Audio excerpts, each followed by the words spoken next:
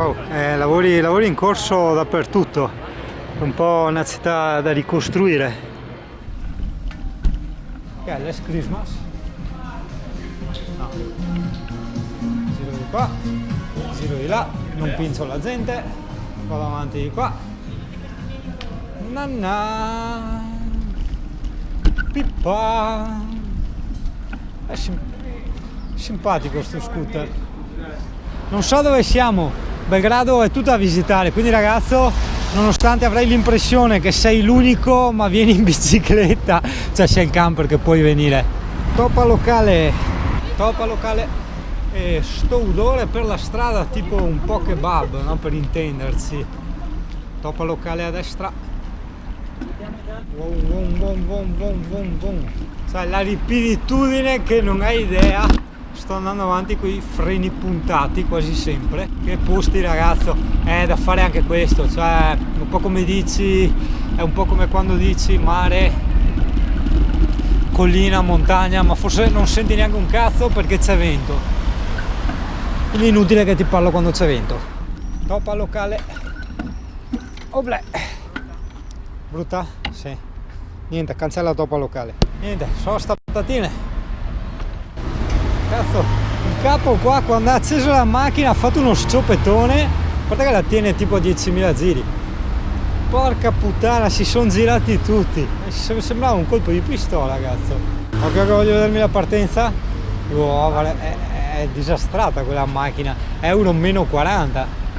Ford Escort, sì, neanche a puttane non trova altro che Escort. Bene Italia, è successo l'imprevisto. Niente, bucato. Sì, questa è la stazione dei treni dopo la guerra. Le storie. Qua siamo nella stazione degli autobus e sì, tu sei sempre nella GoPro, porta pazienza. So, non è che gli tiro fuori la Sony col gimbal qua, no? Guarda un piccion. Porta e tu vai. Dai, è vero. Porco cane, hanno messo i sgabbiotti alla gente per salire negli autobus, guarda. Che storiacce. No, però di là, oh guardati l'autobus euro meno 94, sto dicendo di là c'è un altro ponte più Brooklyn ancora. Belgrado è stato bello, saluti e baci. C'è stato un po' di scaga perché sto ponte trema tutto, è vero che sotto c'è un'impalcatura di ferro sotto il cemento, però senti, oh!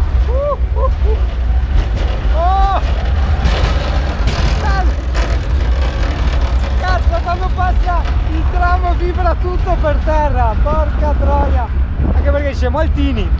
Sì, siamo ancora nel ponte, è infinito, porco cane, più tutta st'acqua mi stimola la diuresi in una maniera incredibile, anche perché con la gomma bucata, niente, a piedi devo tirarla la bici. Adesso vedremo per strada, o in Serbia o in Macedonia, dove capita, un negozio di bici e facciamo cambiare i copertoni. Magari è la volta buona che metto i copertoni da strada, che l'avevo pensata. Dicevo, quando spacco queste gomme qua, che sono ormai andate, sono vecchissime, avranno fatto non so quanti migliaia di chilometri.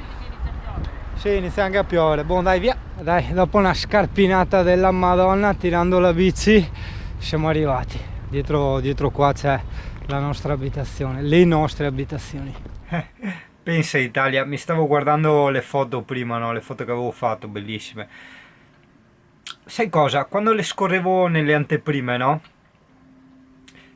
Le vedevi tutte nel complesso, no? Quindi era una bella emozione perché vedevi dai panorami, i paesaggi, le città, i castelli, eccetera, eccetera. Però tra le cose che più mi hanno, diciamo, emozionato, no? Sotto un certo aspetto, no? È quella foto assieme a quei ragazzi serbi che abbiamo trovato, che sono stati veramente molto accoglienti, proprio li vedevi desiderosi, no? Di creare questa sorta di unione, no? Culturale, di spiegarci la loro storia. Erano anche abbastanza patriottici, no? Ci tenevano molto a spiegare, a raccontarci della loro Serbia, in particolar modo di Belgrado. Dico patriottici, perché quando molto delicatamente, dolcemente ci sono arrivato al discorso, no, di chiedere com'era la sicurezza per i parcheggi auto, loro subito mi hanno detto no, no, è tutto tranquillo, eccetera, eccetera. Io gli faccio no, perché sai, ho visto abbastanza vetri rotti per terra. No, no, ma quelli sono delle bottiglie, hai capito? Anche perché da noi non possono, dicevano, no, è pieno di polizia, quella effettivamente è vero, è strapieno di polizia e militari in una maniera impressionante.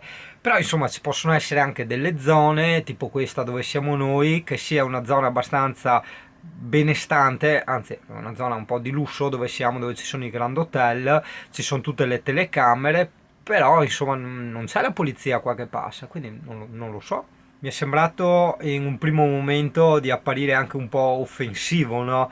Perché dopo lo vedevi che stava andando sulla strada, ma allora voi italiani pensate che noi serbi siamo dei ladri? No, assolutamente, non era quello. Beh, oddio, diciamo che c'era questa sorta di condizionamento che ci ha accompagnato, insomma, dall'arrivo qui in Serbia fino a quando non abbiamo conosciuto quei ragazzi, e soprattutto insomma quando abbiamo visto un po' anche com'è la situazione qua. Certo, ci sono delle, un po' come Amsterdam, diciamo, ci sono un po' delle zone, secondo me, secondo le mie impressioni, un po' proibite, e delle zone invece più tranquille e benestanti. Noi qui ovviamente siamo nella zona tranquilla e benestante, cioè chiamaci scemi. Sì, ho veramente un bellissimo ricordo proprio di questa Serbia, di questo paese, lo vedi in molti tratti proprio devastato dalla guerra, però con questa voglia di rinascere e con questo senso del patriottismo, questo orgoglio proprio che ha la gente, no? Soprattutto di Belgrado, che proprio sfoggiano ogni sua piccola e grande cosa bella che ha, dalla mentalità, dalla cultura, dalle attrazioni, dagli edifici, dalla storia. Quasi un peccato non aver potuto parlare un po' di più con quei ragazzi, perché ti dirò, stranamente, soprattutto quel ragazzo, quello più giovane, con i capelli più corti, diciamo, no? Lui aveva un ottimo inglese, io capivo assolutamente tutto, il 100% di quello che lui diceva, però nel contempo, dopo tanti anni insomma che non parlavo più inglese, non riuscivo ad esprimermi, cioè tante parole anche le so, ma sai quando perdi, no? Il via, non, non riesci a trovarle, no? E allora quando non riesci a trovarli, che ti trovi in queste micro difficoltà a parlare, ti senti un po' anche in imbarazzo, no? E quando tu ti senti in imbarazzo è lì che vai un po' in tilt. Quindi le mie, le mie capacità di espressione erano abbastanza basse, insomma, ecco. Ci sono stati sì dei punti in cui mi hanno veramente, diciamo, stupito, no? Perché il ragazzo, quello giovane, quello di 21 anni, no? Mi stava parlando di politica, delle guerre più che altro mentali, di questo astio che c'è comunque fra i popoli, perché nonostante la guerra sia ufficialmente terminata, comunque è ancora viva, ancora arde fra Kosovo e Serbia, no? E nel raccontarmi questi dettagli storico-politici, a un certo punto mi fa, beh sì, ma questa in fondo è anche solo filosofia. Cioè, mi ha colpito proprio sentire questi termini, questa scioltezza di linguaggio in un ragazzo di 21 anni, perché non ne sono abituato, non ne sono veramente abituato. Cioè dai ragazzi di 21 anni, non voglio dire che sono tutti così i nostri, assolutamente no, però più di sentir parlare di mode, alcol, droghe e scempiaggini del genere, non sento altro, cioè capisci? Non ho trovato questa fiamma accesa, queste profondità di pensiero che avevano questi due ragazzi serbi. Certo, è un popolo un po' strano, effettivamente quello che io ho letto su internet, informandomi in anticipo come sempre, corrisponde corrisponde corrisponde alla realtà. È una cosa abbastanza strana da percepire il fatto che queste persone sono di una cordialità, nel senso di un'ospitalità veramente enorme.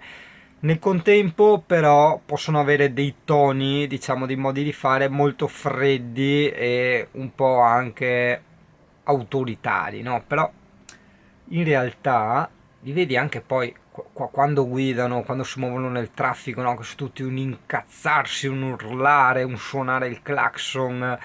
E sono molto acceso spento, ecco, come carattere, proprio un on-off. Mi raccontavano anche questi ragazzi, a testimonianza di quanto avevo già letto, che è appunto usanza, cultura, diciamo, offrire offrire ospitalità allo straniero invitandolo a casa a cena, a pranzo. È strana, cioè noi ovviamente non abbiamo accettato alcun tipo di invito, nel senso che eravamo già coi tempi strettissimi, già ci è dispiaciuto insomma dirgli ragazzi bisogna tagliare perché qua abbiamo tante cose da vedere, sta iniziando anche a piovere eccetera eccetera, però insomma uno dei due ragazzi ha detto per quando tornerete ho un bed and breakfast, ci ha fatto vedere le foto con vista del tempio di San Sava, sai quello lì enorme, no? Ti ricordi? Lì purtroppo mi dispiace tanto perché è uno dei templi più importanti al mondo, però la parte, diciamo, chiesa, come ti ho già detto prima, era in fase di ristrutturazione e quindi non è stato possibile visitarla. Mi raccontavano i ragazzi, sì, è in ristrutturazione da 50 anni, cioè è una vita. Però dopo vabbè dice giustamente un po' personaggi tipi mi diceva beh io però conosco dei passaggi che riesco ad arrivare dappertutto, sono arrivato anche nel tetto e tutto quanto, ci andavo con le ragazze, che cazzo, ho detto noi i passaggi non li conoscevamo, abbiamo trovato chiuso e basta, ci siamo fermati lì nella cripta quella sotto, no? Vabbè Italia ormai qua il tempo è passato, credo ormai questa sarà una puntata dietro le quinte di riassunto di come sta andando questo viaggetto nei Balcani. È un viaggio che ho desiderato, un po' anche per, passami il termine, affrontare alcune mie paure, perché io che viaggio spesso con la fantasia mi immaginavo sempre in questi posti remoti, no? E per me la paura, no? Di ritrovarmi perso, inerme, me la immaginavo sempre in quei paesi tipo appunto Serbia, Serbia, Ungheria, Macedonia, Turchia, anche se non ci andiamo, Iran, quei posti lì, beh lì sì magari possono essere un po' più cazzi, perché dopo ogni tanto leggi anche di testimonianze o vedi video di interviste di persone che sono stati fermati con i Kalashnikov, no, da questi banditi nei, nei paesi dell'estremo est, per carità. E allora là dici, cazzo, fare ste robe in camper non deve essere proprio il massimo. Infatti ammiro ogni tanto, trovo persone, soprattutto anche ragazze, che in bicicletta si fanno il viaggio dall'Italia e vanno fino in Cina, in quei paesi là. Dico, accidenti, cioè non è tanto la Cina, è l'intermezzo. Io non ce la farei. Per quello le ammiro. Le ammiro e un po', insomma, mi posso sentire anche preoccupato per loro, insomma, nel senso, ne senti in giro, anche da persone che ho conosciuto, che hanno viaggiato, magari anche per lavoro, da camionisti, ne ho sentite tante, anche, anche camionisti in Africa, eh, quindi non il passaparola della serie l'amico dell'amico del cugino, no, no, proprio loro in prima persona si sono ritrovati con dei banditi che gli hanno assalito i camper in corsa, allora loro poi sono riusciti a chiuderli dentro il cassone dietro, sono arrivati alla dogana e gli hanno detto oh guarda che dietro ci sono i ladri, allora lì li hanno arrestati, però insomma, sai, non può essere sempre piacevoli, non possono essere sempre piacevoli queste cose, soprattutto se poi trovi gente armata, capisci? Perché finché da noi, insomma, la maggior parte delle volte puoi trovare i furtarelli, che cioè arrivi tu e i ladri scappano a gambe levate. Ci possono essere altre situazioni quando tu ti trovi, indipendentemente dallo stato, cioè proprio quando tu ti trovi in zone più isolate, ok? Lì ragazzi hanno carta bianca, no? Cioè, comandano loro praticamente, no? Non hai polizia, non hai controlli, non hai gente di passaggio né niente, e quindi... Vabbè Italia, ascolta, ci riaggiorniamo domani, che domani ripartiamo.